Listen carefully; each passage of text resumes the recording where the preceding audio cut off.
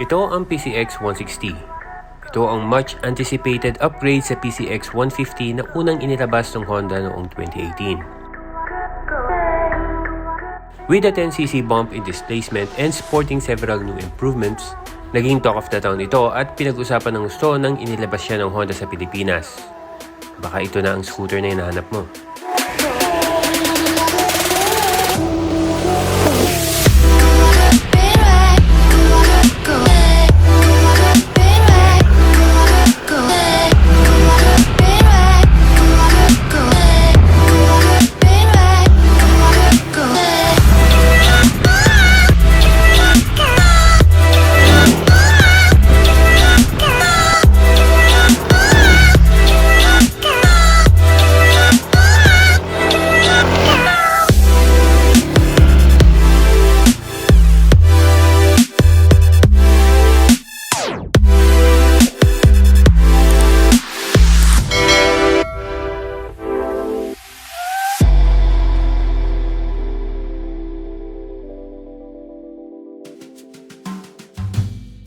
Noong unang inilabas ng Honda Philippines ang PCX150, ito ang tumayo bilang flagship automatic scooter ng Honda sa panahong nagripa na ang mga relatively smaller and sportier scooters around.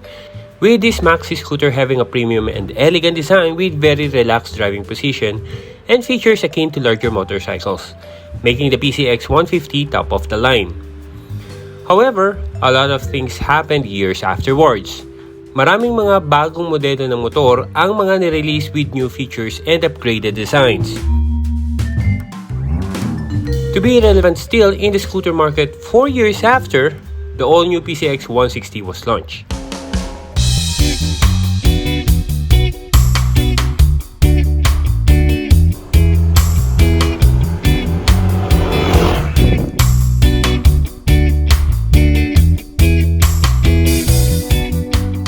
Okay, sa unang tingin, the PCX160 seems like just a refresh of the older model PCX150 in terms of appearance. Honda didn't really change the original design of the bike. It still is that most unique scooter in terms of its overall appearance. Habang karamihan ng scooters go for either sporty and racy look, or otherwise going for the other end of the spectrum and going for the classic looker, ang PCX160 lamang ang mayroong modern take to an elegant design in a maxi scooter. Its styling is really what makes the PCX160 stand out. This scooter boasts somewhat original styling, and by that, the classiest looking scooter in Honda's lineup.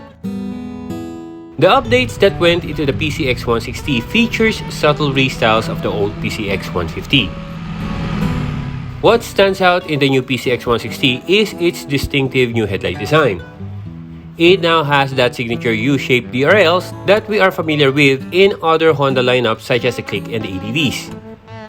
Kung ako ang tatanungin mo, this redesign actually makes the PCX160 sleeker and more pleasing to the eyes as compared to the angry-looking eyebrow-shaped DRLs of the older PCX150. And it still has that signature tail lamp that forms an X pattern which integrates the rear turn signals. The bike still features a naked handlebar, something that is akin to the PCX, with the chrome finish emphasizing the elegant nature of the scooter. The windshield too, while small and unadjustable and doesn't really serve any function other than aesthetics, was designed to perfectly blend with the curves of the bike, making it flush and integral in the overall appearance of the scooter. Gone is the ugly cylindrical exhaust muffler of the old, and now replaced with a sleeker oval-shaped one. The new muffler design blends well with the overall shape of the scooter, and it is positioned at higher inclination. The PCX160 now features a gauge panel that was reorganized, and now featured a wider dash display with full digital meter panel for improved visibility of information. A highlight of this improved panel is the turn signal lamp, which when turned on, an entire stripe lights up. Malaking bagay yan para sa makakalimutin na tulad ko. The digital instrument cluster has multiple trip meters, a fuel consumption gauge, and even maintenance reminders. And the one thing I was really amazed at is how accurate the fuel consumption data was. Even after several tries, it really matches the realistic manual computation of a full tank method. Galing, di ba? The front pocket now has a larger storage space capable of fitting a 1.7-liter bottle. There is also a built-in USB port as well. So riders with big phones will have no trouble fitting the phone inside while connected to the USB port to charge. Unfortunately, this still poses a problem for those who want to charge their phones on the go for navigation while the phone is still being charged. Wala kasi paraan to get the wire through the cover with the cover closed. Under the seat is a 30-liter utility box. We've tested it and it's capable of storing a full-face helmet. But do note, we tried a number of helmets and it is actually selective of the helmet design that can fit in the luggage area. Other things I love the most about the PCX is how comfortable the stock seat is. The sculpted rider seat ensures the rider is planted on the seat comfortably. It has a seat that is pretty wide and offers good cushioning for both rider and pillion. The only thing I would recommend though is to replace the seat cover. While the seat has a rubbery texture which ensures seat traction, it tends to stretch on prolonged use, giving you that sensation that you are sleeping off the seat. On the sides, you'll still see the foldable foot pegs which when retracted somewhat camouflage into the body design. Ang galing, di ba? The new fuel lid now allows for convenient gas up, providing a secured place for your tank cap for easy storage while filling up. Tire sizes were also noticeably wider, but not necessarily bigger.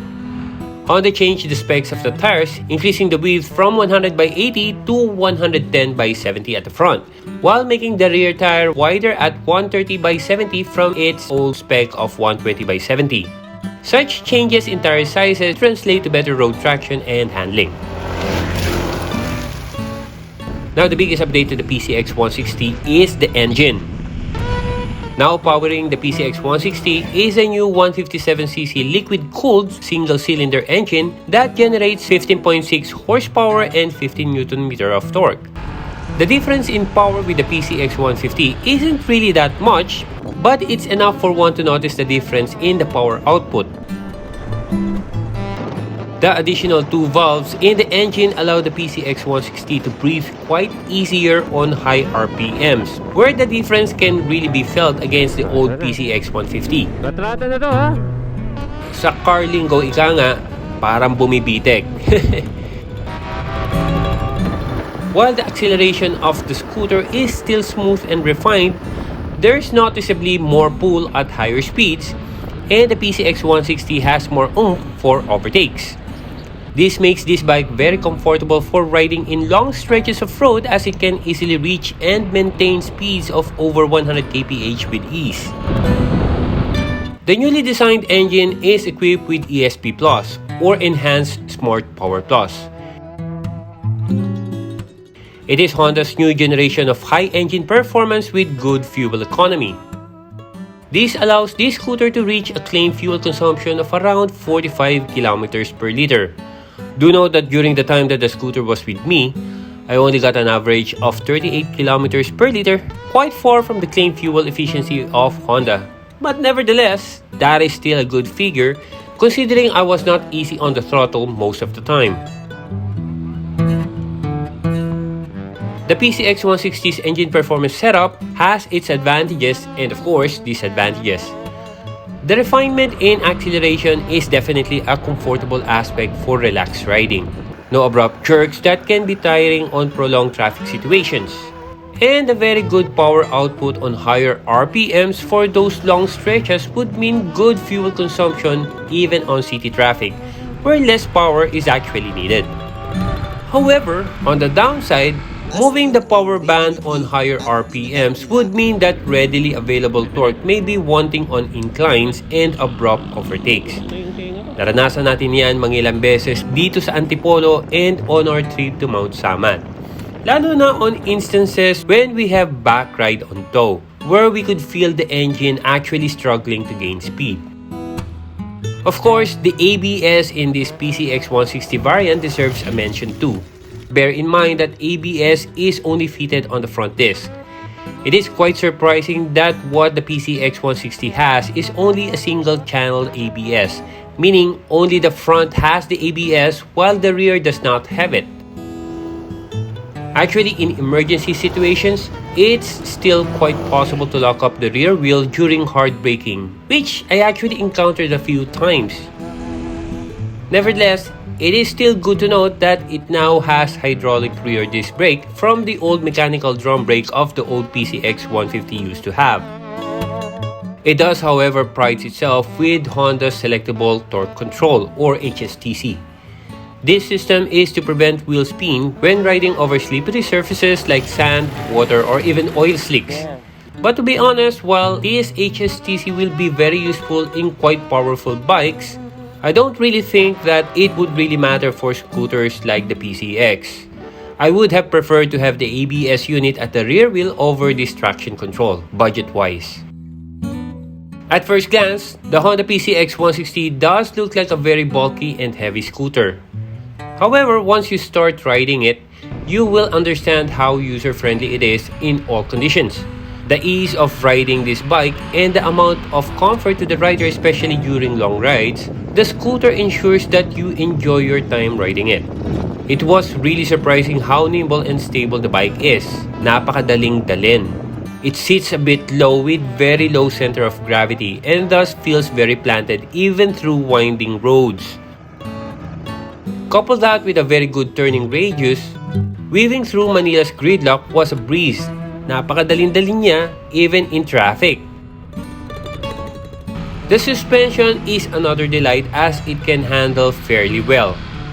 The soft, long travel Showa suspension makes it easy to absorb typical road imperfections as if there is nothing to worry about, even with the pillion at the back in tow. Other amenities of the PCX160 that are noteworthy are the idle start and stop system, which should increase its fuel efficiency even further. And this bike features keyless ignition, which makes it more convenient to use. While scooters are categorized as basic transport, the Honda PCX160 presents a choice of sophisticated ride that happens to be one of the most unique scooters in terms of its design. Despite its bulky appearance, it provides responsive maneuverability with radically improved refinement, running smoother and effortless. The PCX160 offers the most comfortable ride, smooth power delivery, and style uniquely its own. Introduced in the market in 2018, the PCX160 comes in two variants. The non-ABS, which costs at around 115,000 pesos, and the ABS version that we have at 133,000 pesos. And with that, I guess I'll end my vlog here. Thank you for watching. If you like this video, do hit the thumbs up and subscribe to BossTL PH. And don't forget to hit that notification bell to be notified of our new uploads. And as I always say, stay awesome, stay safe. See you in the next episode. Bye for now.